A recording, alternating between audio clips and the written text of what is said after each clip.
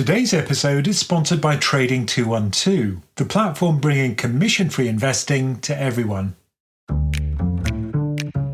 Welcome to Many Happy Returns, where we aim to make you a better investor. I'm Roman. And I'm Michael.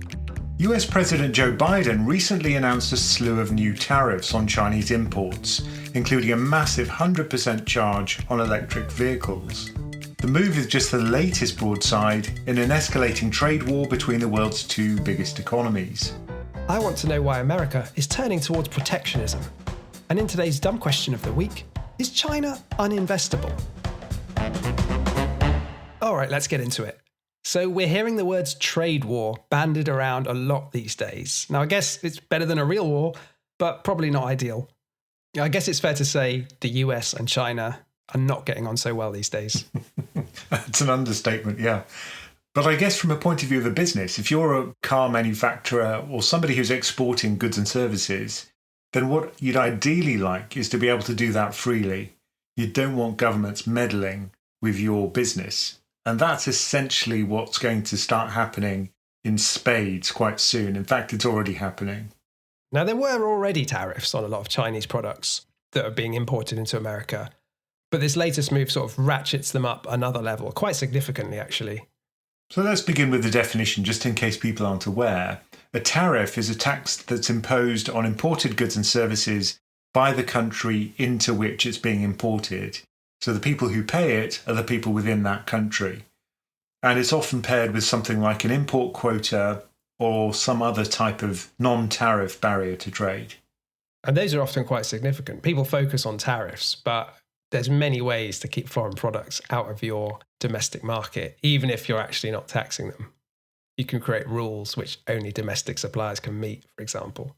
I always thought the appellation contrôlée was a little bit of a tariff implicitly, because it just means that only one country or one region within a country can produce something like champagne. Or Melton Mowbray pork pies.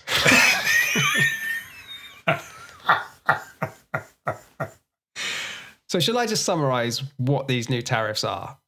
So the one that grabbed all the headlines is electric vehicles. So there was a 25% tariff already on the import of Chinese EVs.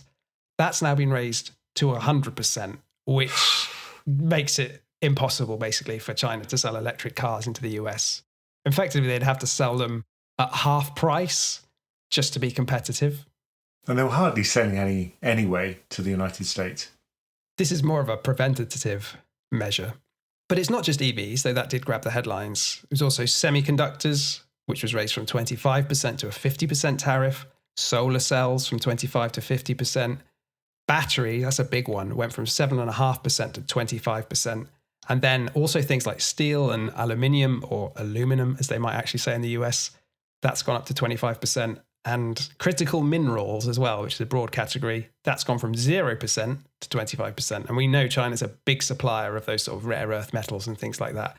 So it's a wide range of things. And I guess you can group them broadly into three categories. You've got these preemptive tariffs that we said, which are kind of trying to defend the status quo in the green industries, like EVs, where the US isn't importing Chinese EVs really, and they don't want to. So they're stopping it before it happens. Then I would say all the battery stuff is in another category, because the US is really reliant on China for battery imports. And we'll come on to some of the effects that might have by clamping down on that. And then you got all the other stuff like steel and aluminium, where I think the justification is more in national security terms, that the US doesn't want to lose its manufacturing capability by being undercut by really cheap Chinese imports. So I think it's fair to say that these are absolutely shocking increases. Effectively, they've shut down import of electric vehicles from China to the US. Same for semiconductors, probably. Same for solar cells. So that's a huge change. And if this is a sign of things to come, I think this is going to have a massive impact on the global economy.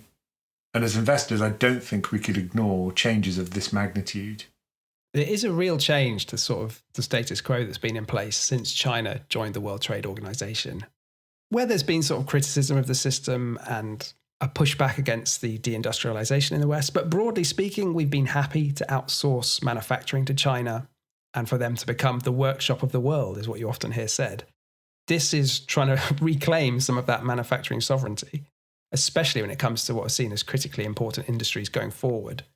Yeah, I mean, it was fine as long as they provided cheap labour and pushed down prices in supermarkets and at Walmart. But the minute they start to compete with us for high value-added goods, like technology goods, suddenly it's a different story.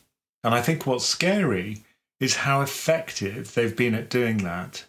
They kind of leapfrogged with car manufacturing, for example, from engines, which they weren't very good at producing, to electric motors, which was really in their wheelhouse, and producing something which is arguably better than what you can get in the West for a lower price.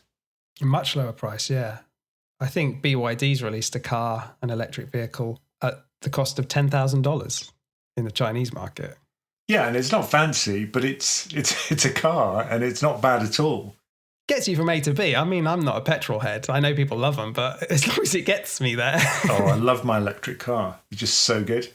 But I think this is a real worry for the US. They are being threatened in their core competency now by China, but also by other countries. So is that what you see as the main purpose behind these tariffs? Is kind of a fear that China is just going to take everything. They've taken low-end manufacturing before, and even some quite high-end manufacturing like smartphones, and now they're just going to take, everything the US loves, cars being front and center. Very much so. And even something like AI, where I can see China competing directly with the US over a very short timescale. And that means that the US probably won't have this lead forever. So if China could produce everything, if they could produce the chips, if they could produce the software, then that would directly compete with the US and undercut companies like Nvidia, say. Obviously, the US is desperately trying to restrict chip exports into China, because that's one thing they actually can't quite do yet, is make those really cutting-end GPUs and AI chips. But yeah, like you say, whether that's a defensible position for the long term, we'll see. I mean, the interesting thing about the US is we say how often that, their political system is completely polarized along party lines. This is one of the rare things, these tariffs on China, which has broad bipartisan support. There's kind of a coalition across US politics saying, yeah, this is the right way to approach this problem. Which is interesting, because if you just look at US history, that hasn't been the case. Whenever they've tried to impose these protectionist laws, it's really been quite painful for the economy in the years that follow. There's an initial period when it kind of works, and then things go badly wrong, or at least that's what happened in the 1930s. So what I'm thinking about here is the Smoot-Hawley Tariff Act that was passed in 1930. So this raised US tariffs on about 20,000 imported goods to really high levels, kind of like we're seeing with electric cars, semiconductors and solar cells right now in the US. And the idea behind it was to protect American businesses and farmers from foreign competition during the Great Depression. So it played well with the electorate, just as it does now. The idea that, look, we'll bring all of this work back home. This works very well when Trump's at his rallies, for example, when he talks about bringing jobs home and making America great again. So the electorate just gobbles up this narrative. But if you actually look at what happened after these trade tariffs were imposed, there was a reduction in trade. So it wasn't just a small reduction, it was a colossal reduction. So US imports fell by 2/3 from 1929 to 1933. Exports decreased also by about 2/3, a little bit less. And of course, there was global retaliation. And that's what really hurt the US, I think, which is that other countries imposed their own tariffs, and this led to a global trade war. And then US GNP, fell from 103 billion in 1929 to just 56 billion in 1933. So a huge fall in productivity. Unemployment spiked from 8% in 1930 to 25% between 1932 and 1933. So this was maybe not the root cause of all of those awful things. It's hard to tease the factors apart, but it was certainly a contributing factor. I guess the difference now is that the US tariffs are very much focused on one country in China, whereas back then it was just a broad wall they erected against tariffs from, even allies as well. But I think one consequence of this might be that they'll have trade blocs of countries which are strongly related to China, which are usually geographically close to China, who also will probably have to follow suit with China, because if they didn't, that would incur the wrath of their very large and powerful neighbour. And if that happens, well, suddenly it's a much bigger problem than just China. China's obviously not happy about the tariffs going on. And there's a quote in one of the Chinese state newspapers, which is kind of a mouthpiece for the government. And it said, ironically, the United States is a country that touts open economies and free trade, but its actions are against its words. It also promises that it does not seek to decouple from China and hinder China's development, but its practices tell another story. And I think to a certain extent that's true. Every country subsidises its own industries to some extent. It's just that China does it very effectively and at a very large scale. And the thing that a lot of economists are pointing to is what they call an overcapacity problem in China. So there seems to be this mismatch between how fast they've expanded their factories and their production capacity and how slowly their domestic demand is expanding. And if you're producing way more goods than you can consume domestically, people naturally fear that it's going to be dumped on the global market. Dumping is what it's called, which undercuts local producers and can put them out of business. And like you say, it's all focused on these subsidies where a lot of Chinese producers are supported and are not really facing market dynamics. So they keep producing even if the demand isn't there for their goods, driving down the price, but not going bankrupt. But I think the point about China is just how much it exports. I think it's kind of like an elephant in a room with, smaller animals. If it just moves, it runs the risk of crushing some of those animals. If you look at the size of the exports in 2022, for example, China's exports were $3.7 trillion. Compare that with the US, it's $3 trillion, and the UK just $1 trillion. So if you're that large, then any kind of fluctuation in domestic demand is going to make a big difference to what your overall exports and imports are. I've seen that point made with electric cars, actually, is that China is the biggest EV producer in the world and the biggest EV exporter, quite comfortably. It massively outstrips other countries.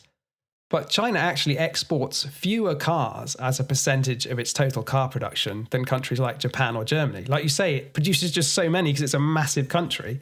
So yeah, a small swing in domestic consumption leaves a load of cars that need to be sold somewhere and they flood the market.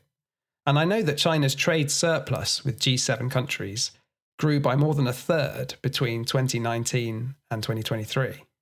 And that's why we're seeing tariffs, I think. That's a big reason. But we often mention this. I've got an electric car from China sitting on my driveway right now. And it's not just kind of some cheap knockoff. It's got a lot of the features that I'd get if I had a Tesla, So I think it's hard to denigrate their exports and say that they're just dumping rubbish products onto the market. I don't think that's true.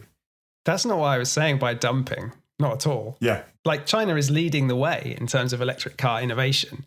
It's just that they have this economy of scale and they're not really driven by market forces. The government is so determined to dominate this industry that it's keeping suppliers in business, despite them operating on negative margins sometimes. And so if you're a Western car company, you can't do that. You've got shareholders. So How are you going to compete?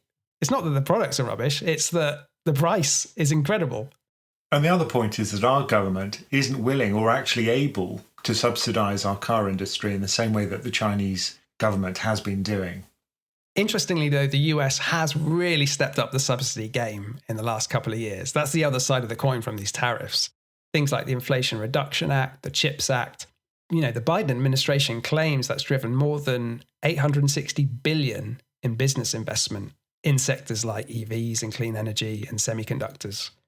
Again, this is a step back from, laissez-faire capitalism. Yeah, so for example, if you look at US factory spending, that surged at a really high rate. So if you look at manufacturing construction spending in the US, that's increased by 130% over the last 2 years. Yeah, I saw a graph of it and it's just like bobbing along. The subsidies come in and boom, it just flies upwards.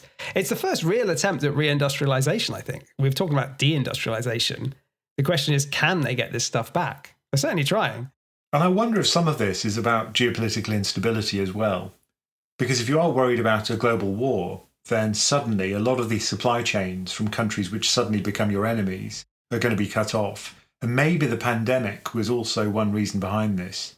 making people realize how fragile those supply chains are if you fall out with a neighbor or another country. Yeah, I think that is definitely a concern. And there's even a bigger concern from the national security point of view, which is around just pure manufacturing capacity. Because you find that in times of war, these civilian factories that are making cars or whatever it might be are quickly repurposed to make planes. That's exactly what happened in World War II when Ford, the car company, they made huge quantities of these B-24 bombers, which were integral to fighting in Europe. And the US actually has a law called the Defense Production Act that allows the government to force private companies to switch production to make military equipment in times of need. They actually used it in the COVID pandemic to make ventilators. But this whole idea of being able to quickly switch your economy onto a war footing only works if you've got those factories there to switch, right?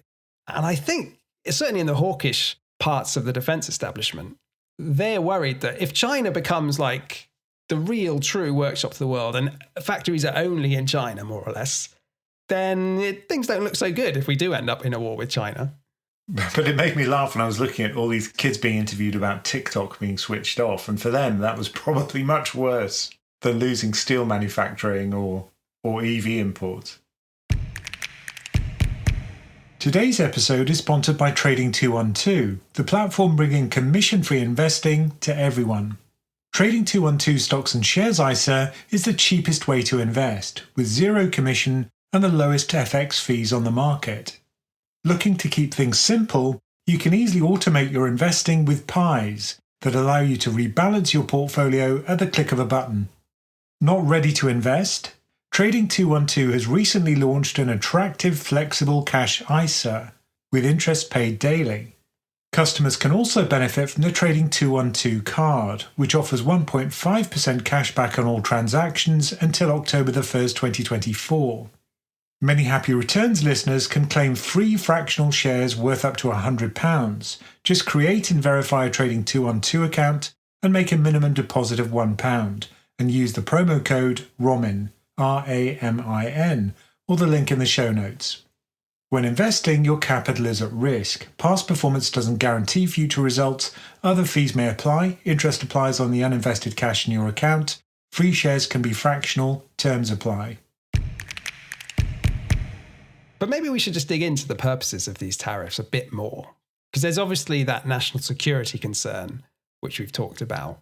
And that's going to get bipartisan support. You know, if you say anything about the US, it's that it likes to be ready to fight a war, and it's not going to give up its preeminence as a military machine easily. But just from a more standard economic and political point of view, obviously we're in an election year. These things play well, like you said, bringing manufacturing back.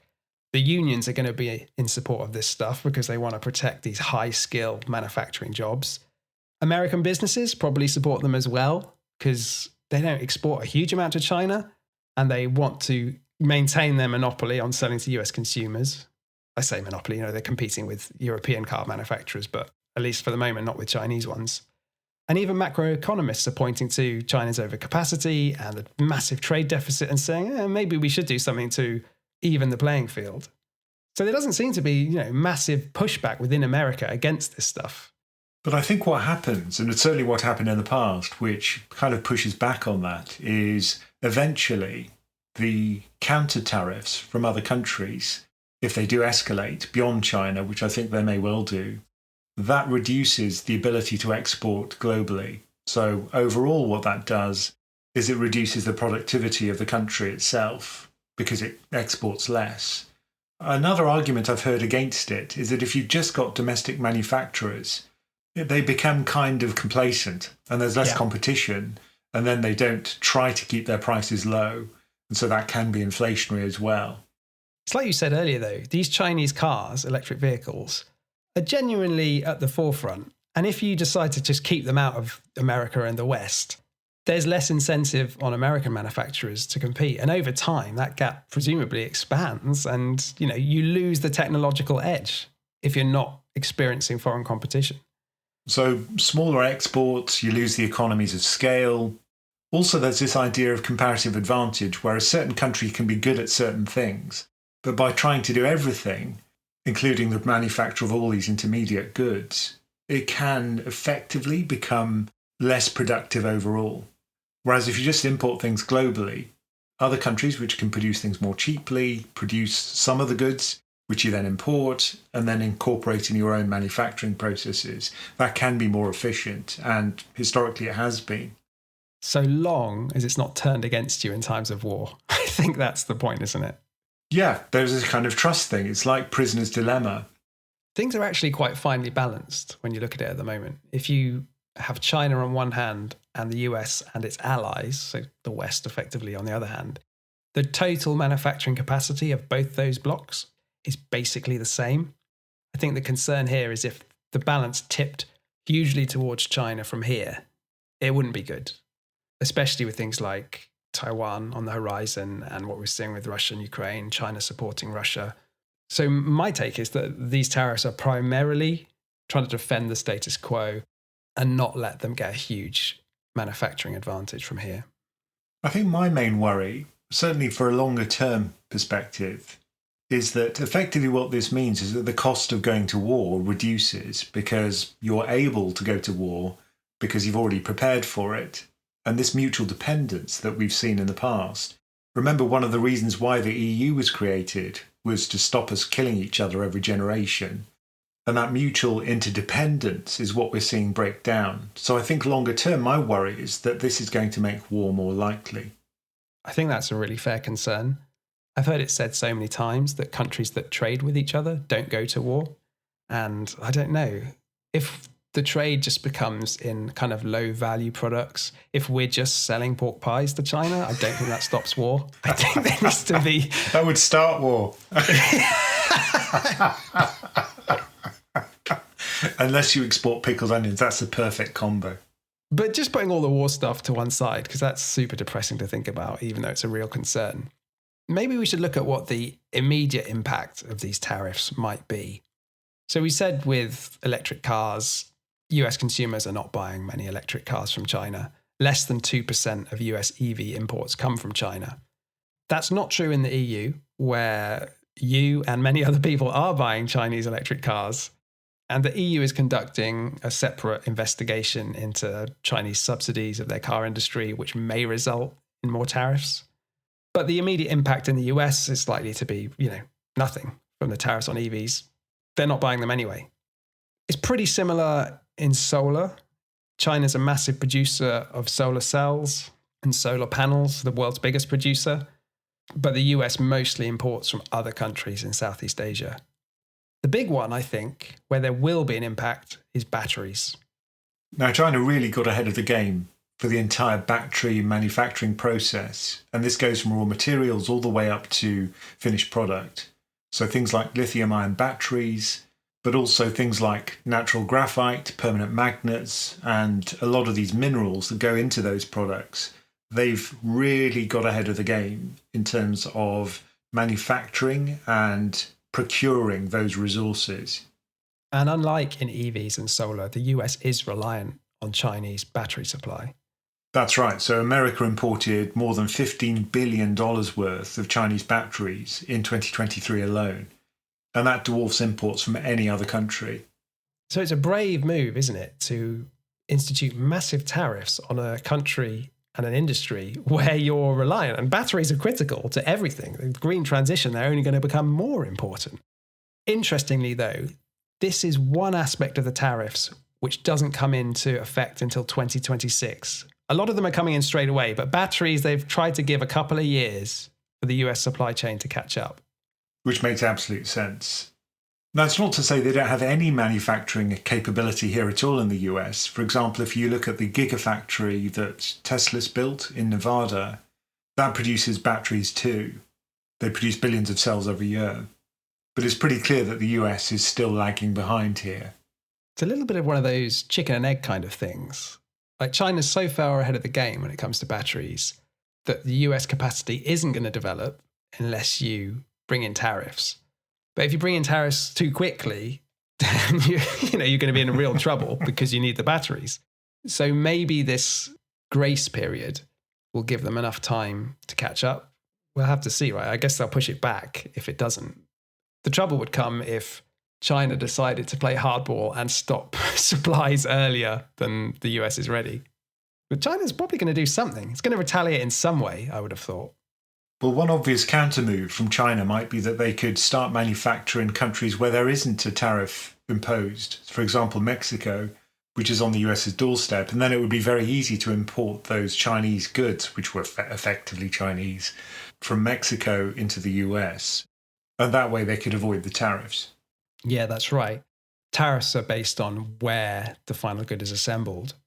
So BYD, which is one of the big Chinese car manufacturers, that is investing in Mexico manufacturing plants right now, and they hope to be online, I think, later this year.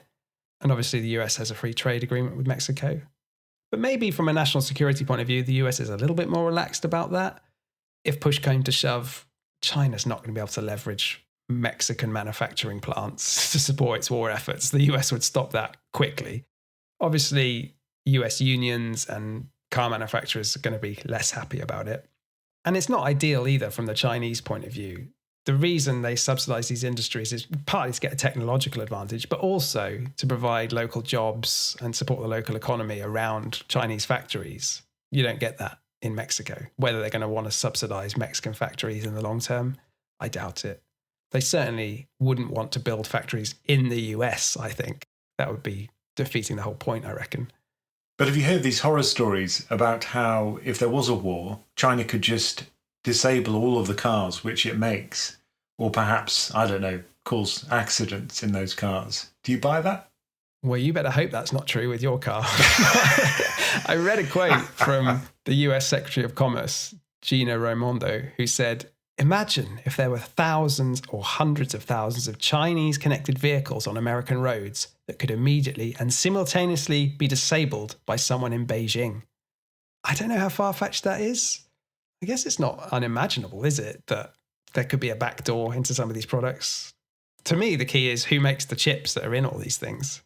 But remember that stuff with Huawei, which is your point there, which is that the UK stopped Huawei chips from being used to create our own 5G infrastructure in case that was used against us. That was at the pressure of the US, though. I think our national security establishment was like, yeah, just do it. And the US were like, definitely don't do this. I don't know. I'm just not an expert in any of this stuff. I imagine if war kicked off, we'd see all sorts of unorthodox ways of fighting.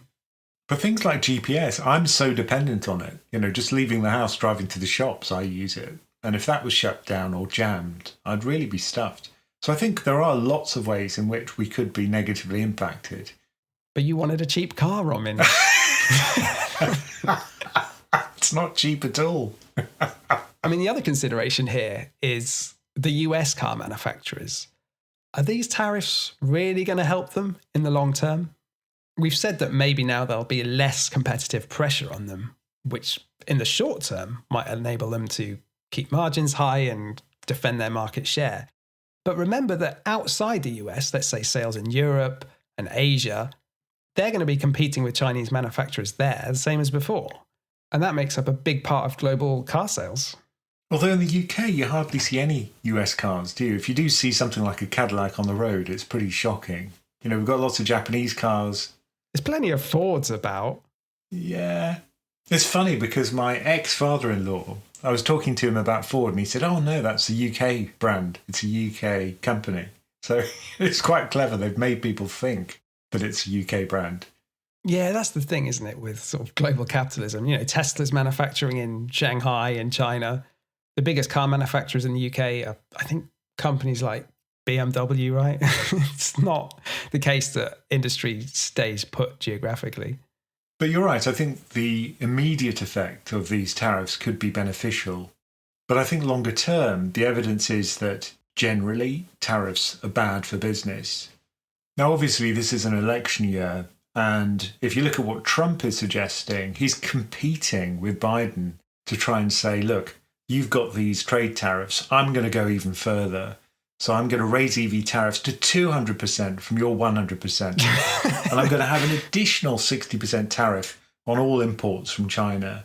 So, you know, at a certain point, it becomes ridiculous. But 1,000% tariff. Yeah. Once you're not selling any cars in the country, it doesn't really make any difference, does it? Exactly. But he's also discussing extending tariffs to Mexican goods, and that would be, I think, a problem. And that's because of the idea that Chinese car manufacturers are going to start making in Mexico and undercutting US producers from there. This would be the thing that would really worry me. Tariffs on China is one thing. There's definitely a national security concern there for real. How big it is, is a matter of judgment. And you can justify tariffs in that way. When you start talking about putting tariffs on other countries like Mexico, that looks more like what happened in the 1930s, where this is just becoming pure protectionism. But I don't think they've got a choice, because it's like whack-a-mole. If you try and stop exports to Russia, for example, what we're seeing is an increase in exports to ex-Soviet states which are close to Russia and affiliated with it. So I think it's going to be inevitable that it'll widen beyond just China. I think they're going to have to impose import constraints on other countries too. Yeah, you look at the trade figures, you're like, wow, people in Belarus are buying a lot of high-end luxury cars right now. And electronic goods. How many fridges do they need? I mean, I guess what our listeners care about is how does it affect them as investors? To me, it's really not clear. We're into a bit of a new world, and predicting the outcome on individual companies or even asset classes is so difficult.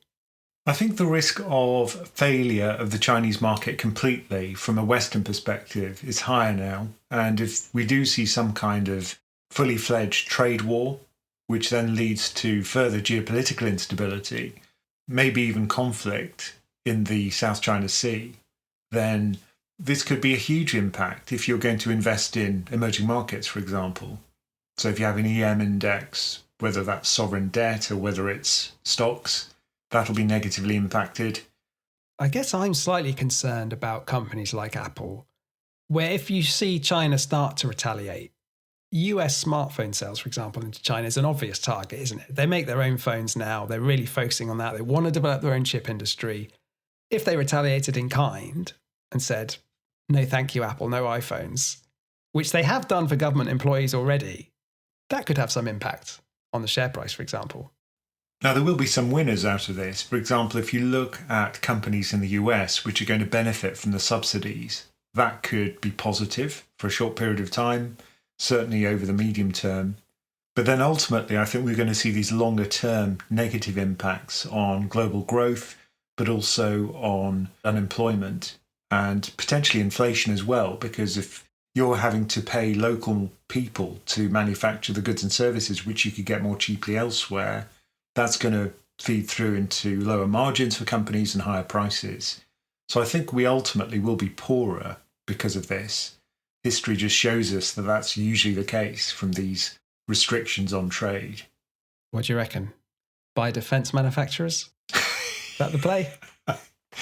I'm never that keen on buying defence manufacturers myself, but I think they would be a beneficiary. And if you look at share prices, that is reflected in the general zeitgeist at the moment and the general mood of markets. But I think ultimately, everybody's a loser if you do have less political stability globally and slower growth. So personally, I just think this is a step in the wrong direction in terms of economics and policy. Hopefully, this will just be a temporary blip. Perhaps it's an effect of the COVID pandemic. Maybe it'll ease off. But if it doesn't, I'm quite worried about the longer term future for markets and economies. It is difficult to make sense of things like trade tariffs, but also political instability, and to see how that would affect markets. And it's certainly something we discuss in our community. So if you want to join that conversation, just go to our website, PensionCraft.com, to learn more. Okay, today's dumb question of the week. Is China uninvestable? It's a word you hear bandied about a lot about China, usually from kind of old school investors who are very capitalist and do not like how interfering the Chinese government is with their companies, and potentially think that if things go south in relations with the West, you might not get your money back. What do you think? I think it's a real risk now, yeah. I think it's a worry for many investors. I do speak to people who fall on both sides of the fence. One person who'd invested almost all of their wealth in just 4 Chinese stocks, other people who say I would just not even buy any EM fund, which is just broad EM, because it includes so much China. 35% of an EM index will be Chinese stocks. Yeah, interestingly, it got up to around 45% in 2020. And then obviously Chinese stocks had a bad run after that, and it's down to around 30% now, yeah. So in a sense, they've made themselves less relevant. So, maybe that's a good thing because it's lower risk overall if you're an EM investor. But I just feel as if things do improve in future, then the future looks very bright for EM. For example, India, their growth in their stock market has been huge. And they've done very well. But no one's saying India's uninvestable. They're saying China's uninvestable. I mean, in reality, it's not uninvestable. There's products you can buy easily in a matter of clicks, which will give you exposure to Chinese companies. It's just whether you think it's a good investment. And whether it's going to be trapped capital, as an investment in Russia would have been. Russia was offering very high yields before they invaded Ukraine, which was a honey trap that kind of sucked lots of people into their market. And at the moment, China looks very cheap, which might, again, pull people into their assets. And that could be a problem if they get frozen out. So, that is the worry, that it is a binary outcome. And if they do something which falls foul of US policy and leads to some kind of very large conflict, then effectively you could lose that investment completely. So personally, I wouldn't put a lot into China right now, given the backdrop. I haven't got a lot left in China, put it that way, after K-Web fell 60% and still hasn't recovered. I mean, I guess with escalating trade wars and restrictions on the movement of goods and services, you'd think restrictions on the movement of capital might not be that far behind. Those things tend to move together when you look at history. And politicians would probably get support for that if they said, look, we're not going to fund capitalism in China and provide capital for these companies, many of which are our enemies. When you look at foreign direct investment into China, it has collapsed over the last couple of years. So hopefully Chinese people and Chinese government in particular and President Xi will look at the long-term history that they've got. They're always talking about their millennia of uninterrupted history, which is a valid point, and that forces them to see things with a longer-term perspective. And they hopefully will see that war is probably not going to be beneficial to that history. That 1,000 years of uninterrupted history has had a lot of interruptions, actually, if you go back through the historical record. It's been a lot of fallen dynasties and empires within that. I don't know if Xi's will be another one of those. But I think that's the concern people have, is that it is very much governed by one man at the top at the moment. The system's complicated and there's internal dynamics within the Communist Party. But broadly speaking, if Xi wants something to happen, it's going to happen. If he wants to crack down on Chinese internet stocks in your K-Web fund and crater it 60%, you're going to be living a lean life for a while. And that's what happens.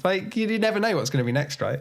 And that's a problem. I think having one person determine policy for what is now arguably the largest economy in the world, that's a problem.